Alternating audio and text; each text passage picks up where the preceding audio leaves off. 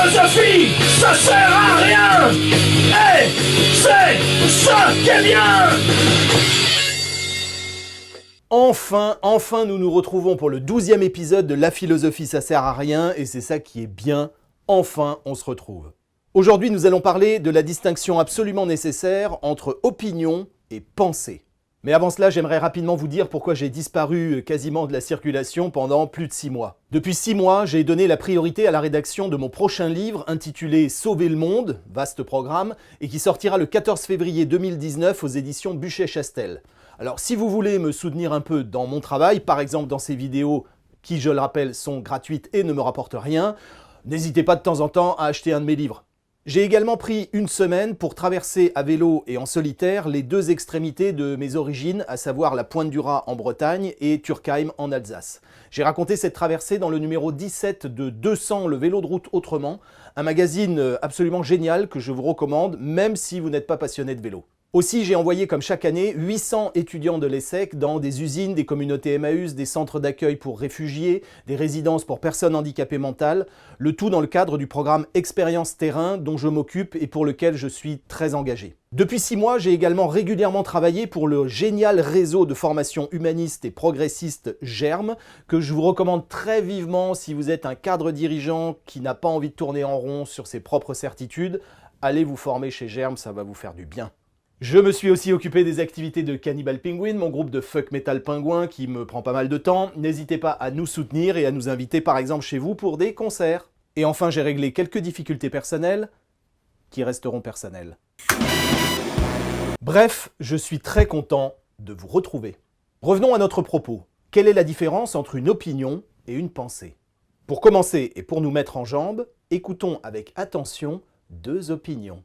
Alors tu vois, Emmanuel Macron, mais c'est le pur produit de la finance internationalisée ultralibérale. Alors moi, Emmanuel Macron, je le trouve vraiment très mignon. Et il paraît que sa femme Brigitte, elle est très sympathique. Ces deux opinions sur une personnalité publique quelconque, bien que très contrastées, ont néanmoins un grand point commun.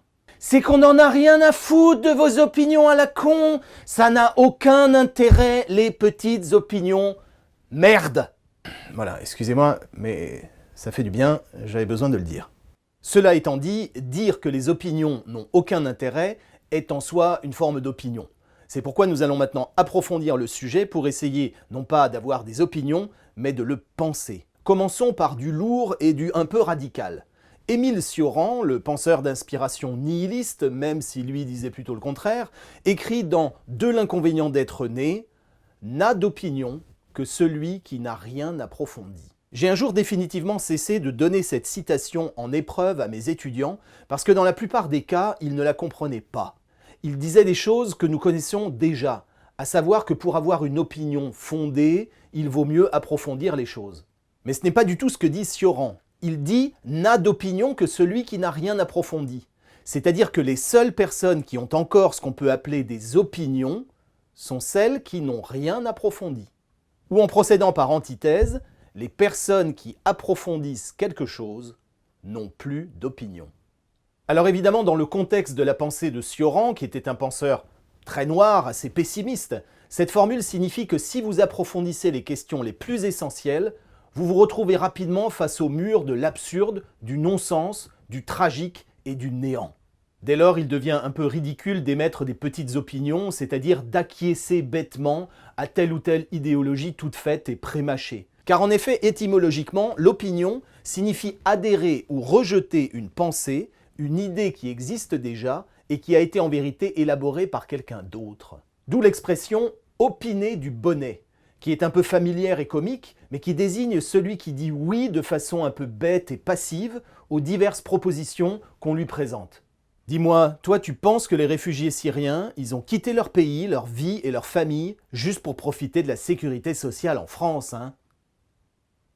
Et tu penses aussi qu'ils devraient retourner chez eux parce que c'est pas des gens comme nous et c'est des terroristes? Opiner du bonnet. Voilà finalement ce à quoi se résume toute forme d'opinion. Dire oui à une idée en voix off qui ne vient pas de vous ou la répéter un peu bêtement. C'est pourquoi bien avant Cioran, de nombreux penseurs ont eu tendance à se méfier de ce qu'on appelle une opinion. Le célèbre philosophe chinois Confucius écrit « À l'égard du monde, le sage n'a ni préjugé ni prédilection. Il est pour tout ce qui est juste. Cela signifie que le philosophe, le sage, celui qui essaye de penser véritablement, ne va pas aller vers des prédilections, c'est-à-dire des petites opinions en faveur ou en défaveur de telle ou telle chose, mais il va être en recherche de ce qui est juste et de ce qui est vrai. De la même manière, c'est ce qui pousse Platon, dans le Philèbe, à faire dire à Socrate que l'opinion est du genre du cri.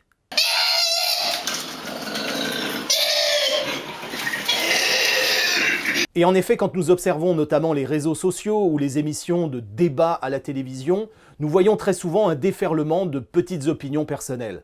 C'est de la poésie, Francis. Vous ridiculisez, non, Yann. mais je veux dire, Si, c'est vous êtes en stupide. train de nous expliquer Mais non, que le livre ne part pas dans tous les sens. Ces opinions n'ont objectivement aucun intérêt. Elles n'ont pas plus de contenu que si moi je vous dis j'aime bien les frites » ou au contraire « j'aime pas les frites ». On s'en fout que j'aime les frites ou pas. En l'occurrence, j'adore les frites. L'opinion ne nous aide en rien à penser.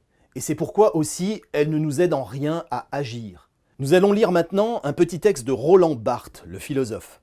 Et je veux ici remercier mon filleul Gauthier, salut Gauthier, qui me l'a fait découvrir. Je veux aussi saluer très amicalement mon beau-père Patrice, que j'adore, il est formidable, mais qui n'avait pas bien compris le texte de Roland Barthes que l'on va lire maintenant.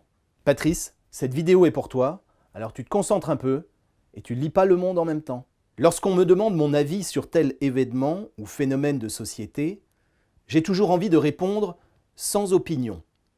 Mais ce n'est pas du tout par indifférence, c'est plutôt parce que je sais que la vérité de mon rapport à l'événement n'est pas le jugement pour ou contre, j'aime ou j'aime pas.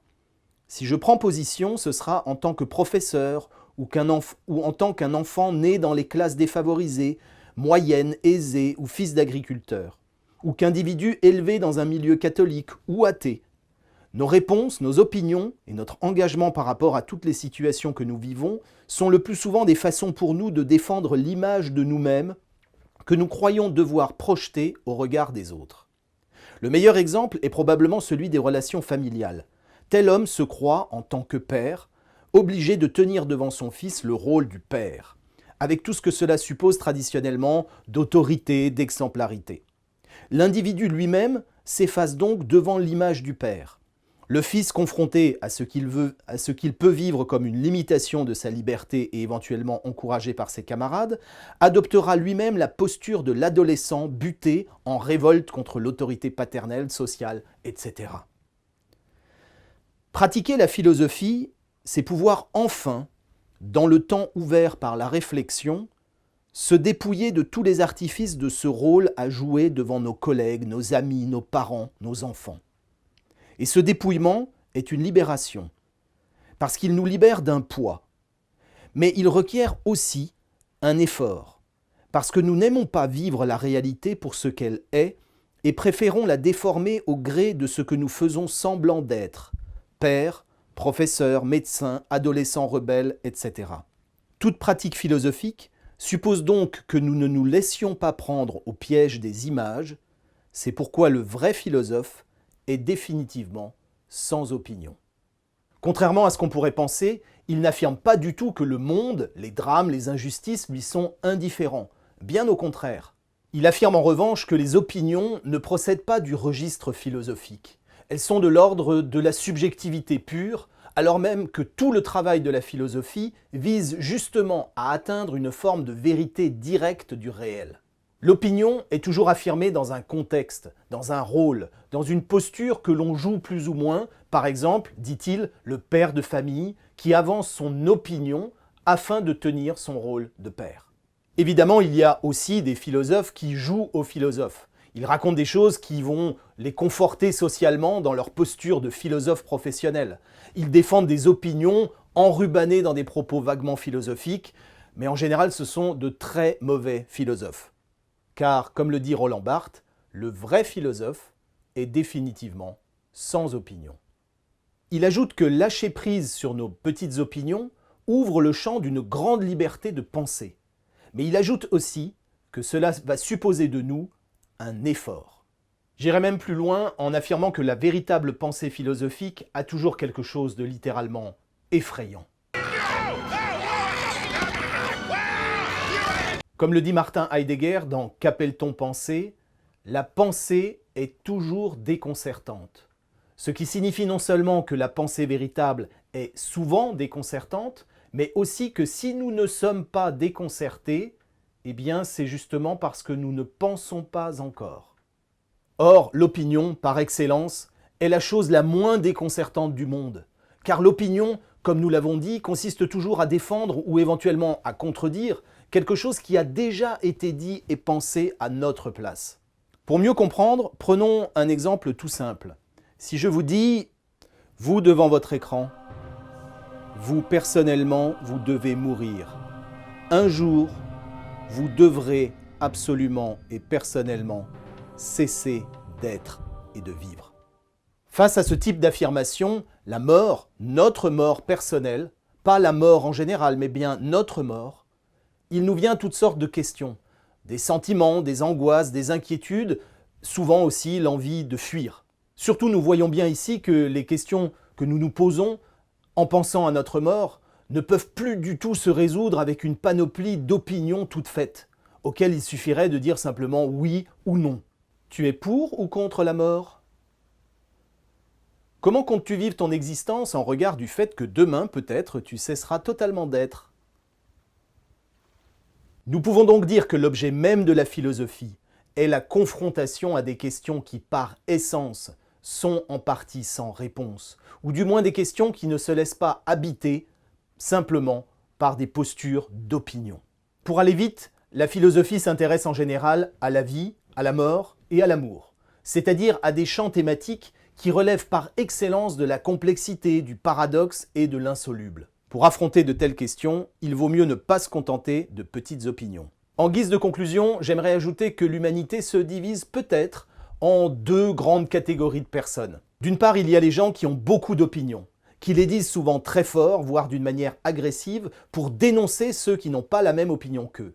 J'ai constaté que ces gens-là, bien souvent, ne font finalement pas grand-chose, comme si la suraffirmation de leurs petites opinions sans intérêt était un moyen assez confortable de continuer finalement à ne rien faire et à ne jamais se confronter au réel, et notamment au réel de l'action. A l'inverse, il y a des gens qui ont des convictions et qui ont aussi quelques valeurs, mais qui se gardent bien de trop les mettre en avant et surtout de les considérer comme des certitudes définitives. Au lieu de crier très fort leurs opinions, ils tentent modestement de mettre en œuvre dans le réel leurs convictions et d'incarner les valeurs auxquelles ils croient. Je vous souhaite donc d'arriver à la fois à penser et à agir, en sachant que, aussi bien pour la pensée que pour l'action, cela va supposer de votre part à la fois des efforts, des doutes, une certaine prise de risque, voire des moments où vous allez avoir très peur. Ou alors vous êtes juste un gros fainéant, et donc continuez à ne rien faire, mais par pitié, ne nous emmerdez pas avec vos opinions. On se retrouve, et pas dans 6 mois, pour parler de la fin de l'histoire chez Hegel, Kojève et Fukuyama. Arigatou gozaimasu. À bientôt, ciao. La philosophie, ça sert à rien. Et c'est ça qui est bien.